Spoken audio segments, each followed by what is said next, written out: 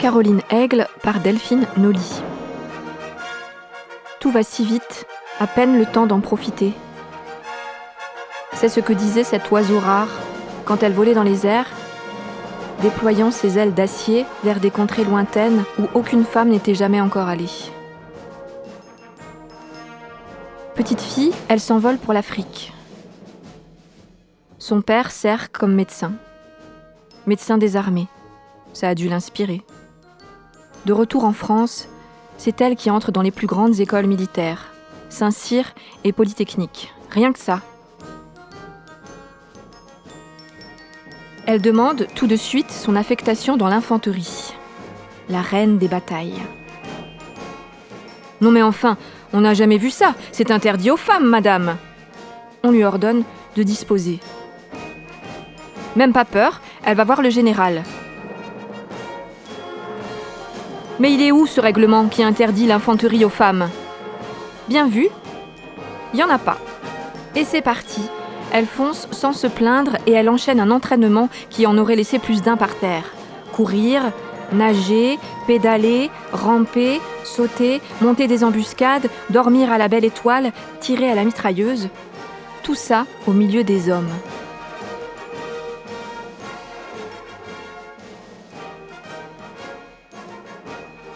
Puis c'est l'école de l'air. C'est joli, ça me fait rêver. On dirait qu'on va y apprendre à observer les nuages et les vents. Mais non, ce n'est pas aussi léger. On va y apprendre à chasser, et dans les airs, s'il vous plaît. Elle devient chevalier du ciel. Mais pour une femme, on dit comment ? Chevalière, comme la bague ? Elle n'a pas le temps de se poser la question, c'est combat en vol. Ça se passe là-haut, au milieu des nuages, d'égal à égal. Elle fut la première femme française pilote de chasse. La première femme commandante d'escadrille sur avion de chasse Mirage 2000. La première femme tireuse d'élite. Championne militaire de triathlon, championne de parachutisme sportif. Et vous savez comment ses collègues la surnommaient, malgré tout ça ? Miss Moineau. Franchement, messieurs, vous ne manquez pas d'air. Bande de zozos à la surnommer de la sorte d'un nom de petit oiseau. Miss Moineau ? Alors, d'accord, elle mesurait 1,50 m, pesait 50 kg tout mouillé. Elle avait le regard vert et les cheveux orange comme ceux de Fifi Brin d'Acier.